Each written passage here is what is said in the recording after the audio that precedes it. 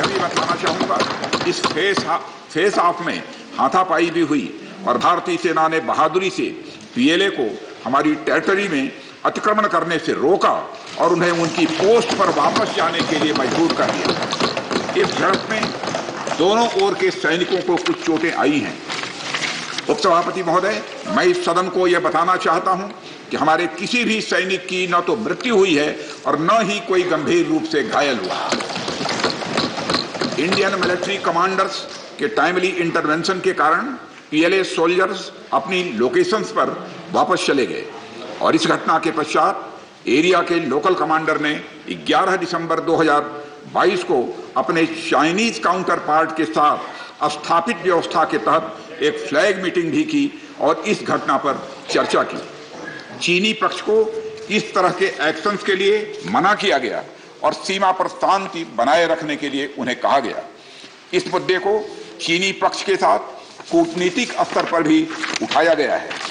उपसभापति महोदय, मैं इस सदन को आश्वस्त करना चाहता हूं कि हमारी सेनाएं हमारी भौमिक अखंडता को सुरक्षित रखने के लिए पूरी तरह से प्रतिबद्ध हैं और इसके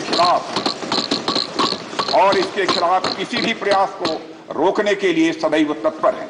मुझे विश्वास है कि यह सदन हमारी सेनाओं की वीरता और साहस को एक स्वर से समर्थन देगा और अध्यक्ष महोदय, मैं आश्वस्त हूं कि यह संसद बिना किसी संशय के भारत की सेना की क्षमता, शौर्य, पराक्रम और प्रतिबद्धता का भी अभिनंदन करेगी।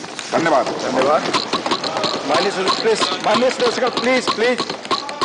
माननीय रक्षा मंत्री के अरुणाचल प्रदेश के तवांग सेक्टर में 9 दिसंबर 2022 को जो घटना घटी उसके बारे में एक विस्तृत वक्तव्य सदन के समक्ष रखा है।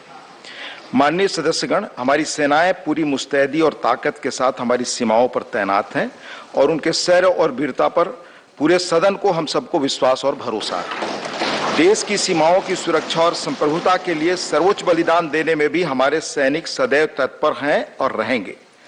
माननीय सदस्य, यह एक संवेदनशील विषय है। जैसा माननीय रक्षा मंत्री जी ने बताया, सरकार उत्पन्न हुई स्थिति को पूरी गंभीरता के साथ ले रही है और सभी आवश्यक कदम उठा रही है। मुझे विश्वास है कि इस संवेदनशील मुद्दे पर पूरा सदन एक है और एक पद से हम यह संदेश इस सदन से देना चाहेंगे कि देश की सुरक्षा की चुनौतियों का सामना करने में सभी दल और पूरा देश एक साथ है। माननीय सदस्यगण, मैं आपको बताना चाहूंगा इस सदन के अतीत के कुछ उदाहरण। सेशन नंबर 210 में 6/3/2007 को Naxal attack on Shri Sushil Kumar Mahato MP Lok Sabha, इस विषय पर। फिर सेशन नंबर 212 26/11/2007 को सीरियल बम ब्लास्ट यूपी।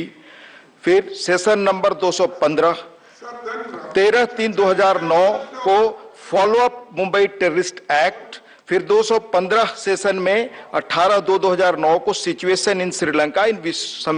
इन संवेदनशील विषयों को देखते हुए क्वेरी पूछने के, बहस करने की आगे प्रक्रिया नहीं बढ़ी, इसलिए इस पर भी जो क्वेरी आए हैं मैं निवेदन करता हूं कि कोई क्वेरी इस पर नहीं हो। धन्यवाद। Number 64, question number 64 question number 64 के डॉक्टर के सराव मंत्री जी।